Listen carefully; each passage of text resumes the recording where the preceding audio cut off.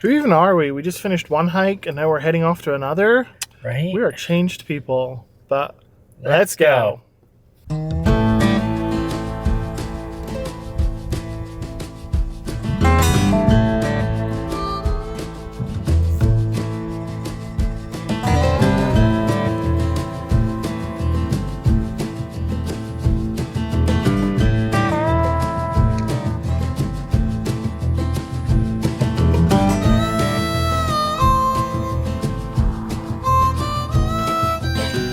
We just made it to the Castellon Visitor Center. It has a bunch of old buildings, one of which burned down recently from a Mexican fire that jumped over the Rio Grande. But unfortunately the visitor center is closed for lunch from 12 to 1 and it's currently 12:30, so we're going to continue on and do Santa Elena Canyon, which is just here. Or right there. Right over here. Which is a pretty short hike, and then we'll hit the visitor center on the way back so that Tim can get his stamp. Yay! So on to Santa Elena. We just made it to the Santa Elena Canyon Trail parking lot and managed to snag a parking spot in the actual parking lot because there are people parked all the way along the side of the road. It is 1.6 miles. It is only 219 feet of elevation gain, but it's a lot of scrambling up and down over the rocks because, as you will see, we're actually going into the canyon. The canyon itself is, the walls are 1,500 feet high and is made of pure limestone. So, should be an interesting little hike adventure. And it is, the Rio Grande is what cut the canyon. So we'll be walking right alongside the Rio Grande. You can wave Rio to Mexico. Grande, like we did yesterday. But we're not crossing it today. No crossing today.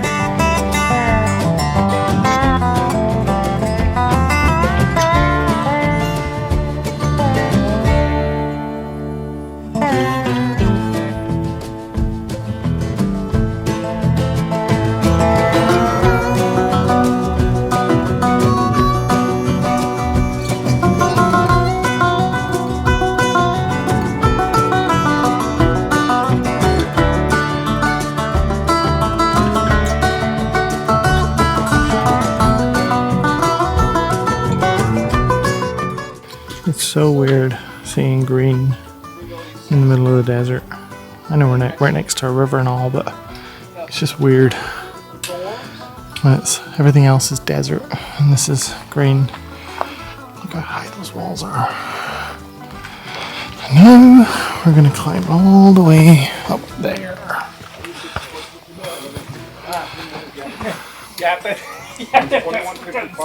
That's high.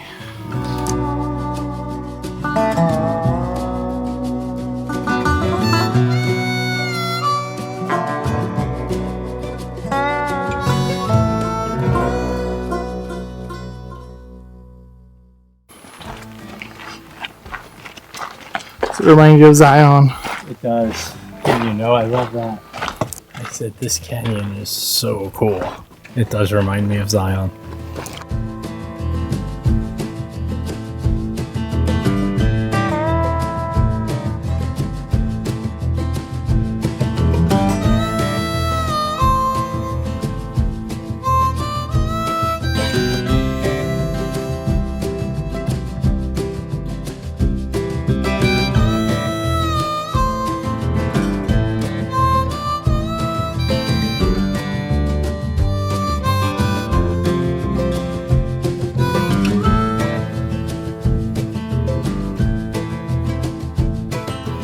This is the secret way where you don't have to cross the muddy path. Everyone else is crossing the way down there, but some guys told us that if we walked a couple hundred yards down, we could cross with no water, and we could. And we just had to kind of go up that hill, and we were good. We just finished up the Santa Elena Canyon Trail. It took us just over an hour. Yeah. Hour and 5 minutes with 709 feet elevation gain, and it was 2.2 miles. Yep. But it was a good little hike. It was a little strenuous at times, but the canyon at the end, Mr. Tim was very happy about. Oh, beautiful. It reminded me so much of Zion, the Narrows, which is my favorite hike of all time. But yeah, as Jamie said earlier, who even are we doing 2 hikes in the day?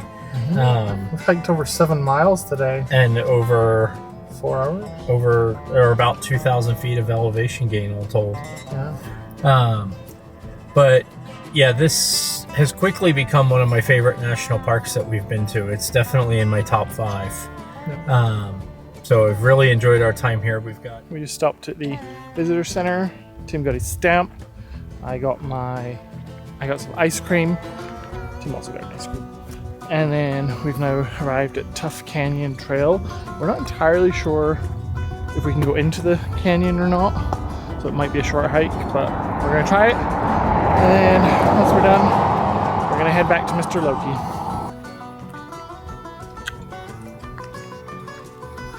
This is the first viewing platform. Ooh. That's a drop. Yes, it is. Hello. This is viewing platform number 2. Well, that was a bust. The trail did not go where all trails said, so we're heading back to Mr. Loki, and we'll head back to the park tomorrow morning. It's very early. Let's go to the hot springs.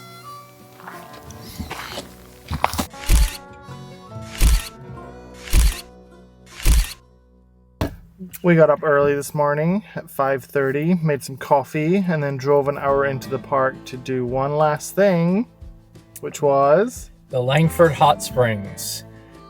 It's over by the Boquillas border crossing that we went to the other day. And it is a historic natural hot springs. It was booming here in the I believe from 1910, 1912-ish through to the 1940s. There are a bunch of abandoned buildings around here. The old Langford House, which is what it's named after. There's a post office behind us, old deserted post office now. A motor coach station and such. But this was a resort where they built a bathhouse, an actual house that you'd go in and you'd sit in the hot springs in. They actually charged 25 cents to do that at the time. But a room was only $1. So, bargain. And you probably got free access to the springs if you booked a room. I did not say that. I bet you did. Anyway, we did that thinking for sunrise, thinking we'd be one of only a few people here. No, we were with 15 of our closest friends. I mean, we drove into the park in like the dark. And there was hardly anybody on the road. So these people all got here well before us even. Yeah. And we pulled into the parking lot and there was like 7 other cars and we were like, oh. And then we got over there and yeah, there was a whole bunch of people. But it was fine. There was plenty of room. I mean, people I'm sure later in the day it's when mobbed. Yeah, I would not want to be in it then. Yeah. But yeah, you're literally like right on the side of the Rio Grande. You can you can jump over into the river. We did not because we walked through it the other day.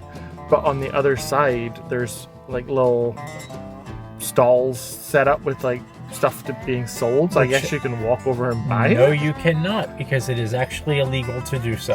Okay. I read that on one of the signs. That's gonna do it for our time in Big Bend National Park. Loved it.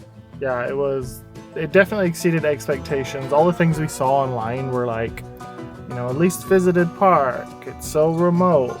And it is remote. It is remote, but it was still hundreds of miles busy. From the larger towns and stuff. There are a couple small towns, border towns and stuff like that around, but nothing major for 130 miles, 140 miles, something like that. But it was still a busy little park. It was, but it got a lot done. The nice part about this park is there was so much diversity of things to do.